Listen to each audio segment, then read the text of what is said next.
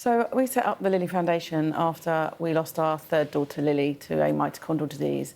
She was 8 months old when she passed away, but was diagnosed at 7 weeks following a number of seizures where she'd stopped breathing, and which ended her in intensive care on life support. So we were told then, when she was about 7 weeks, that she had this disease with no cure and no treatment, and that she was going to die. So, you know, we had a 5-day period in intensive care with her on life support, and we decided to take her off because we knew that there was no future for her. So we wanted to spend as much time as we could with her, free of medical interventions. And we didn't expect her to live for very long, but we were lucky enough to be able to take her home and have 6 months with her at home. And it gave us a real opportunity to learn about mitochondrial disease and how little support was available for people like us. And it was after she passed away, actually, that we decided to set up a charity. And I was thinking about it this morning, and I really actually can't remember the decision that we actually made to say, yes, let's do it. It was, you know, following her funeral, and we asked for donations instead of flowers, and there was nowhere to send the money to because there wasn't a UK charity set up to support families and fund research. So that's how it began. Just felt like the most natural, organic thing to do in her memory, and here you are. It really did, yeah. Providing really support for people. You call it mito, don't you? Yeah, people who mito have to deal with that. Yeah. We should just explain what mitochondrial disease is. It comes down via the mum, and it's a genetic condition. And the mitochondria are effectively the power stations in each of our cells, and it's that it affects, right? That's what affected Lily. Yeah. So it's the powerhouse, the battery is almost in her cells that don't work. So actually Lily died of heart failure. It was the cells around her heart that failed. So when she passed away, it was her heart that wasn't working. Oh, look at it. It's just, it's too much, and it's amazing you can talk about it now because it'd just be devastating. However, we see this new research. We hear of 8 babies being born via this incredible technique of using the genetic material from the parents and then another woman, I think it is, to try and prevent mito being passed down. What do you think? I think it's incredible. I mean, I work now, you know, when Lily was diagnosed, we didn't know anybody else who had mitochondrial disease. Yeah. So it was just Lily, and now we support over 1,300 families in the UK. And there's very little hope when somebody's diagnosed with mitochondrial disease. How many does it affect? What's the proportion? I think 1 in 5,000. Right, OK. So it feels rare, but it feels rare, there's still a lot of people. It is a lot of people, and it's a devastating disease. Not only is there no cure and no treatment, it's progressive, it's degenerative, and it causes all sorts of problems for those who are affected. Yeah. And it's on a sliding scale. You know, there's those who carry a faulty gene but maybe don't know, and then you have those on the other end of the scale who are very, very severely affected.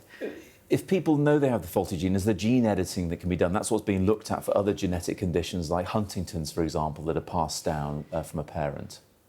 We're a bit further away from that for mitochondrial diseases because it's extremely complex. Yeah.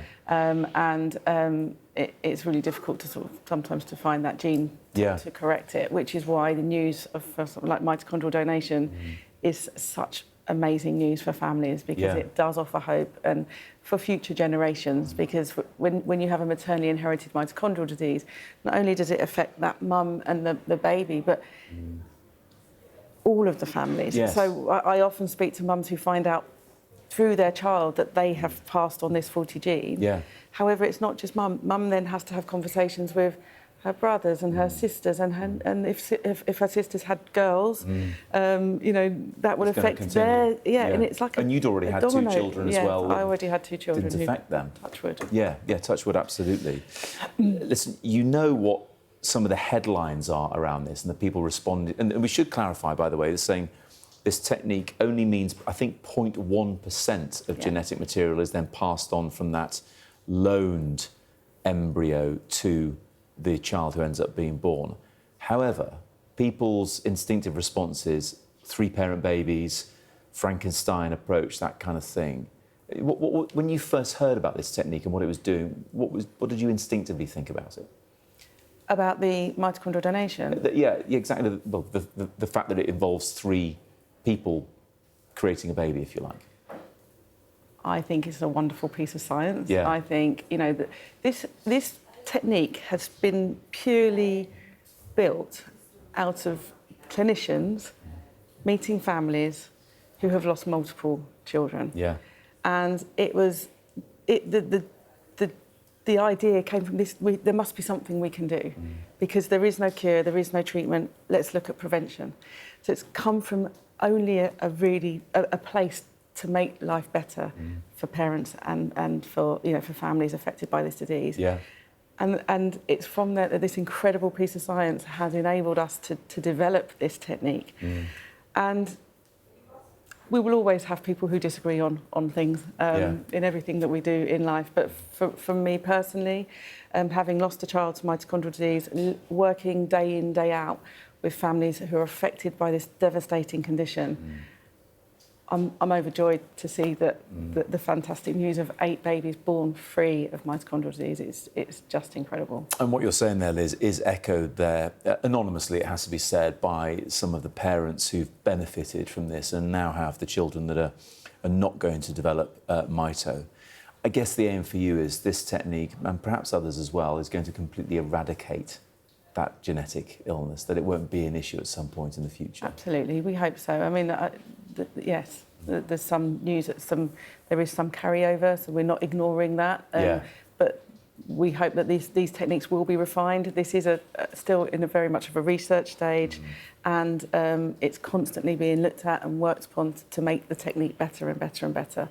And I really hope that this news opens doors to many more families. And my my social feeds and my inbox today has just been flooded with just messages from families, just the emotion and the joy, I think, of a future. The hope. And the hope, light, hope, emotional, and it's all these the words that have been used this morning, and it's just incredible to be part of it and to be able to be the patient voice and share what they go through every single day. Liz, it's really great to be able to talk to you about it. It's such a moving subject, of course, with Lily, but as you say, they're providing potentially a lot of hope for a lot of people as well. Thank you so much. Thank you.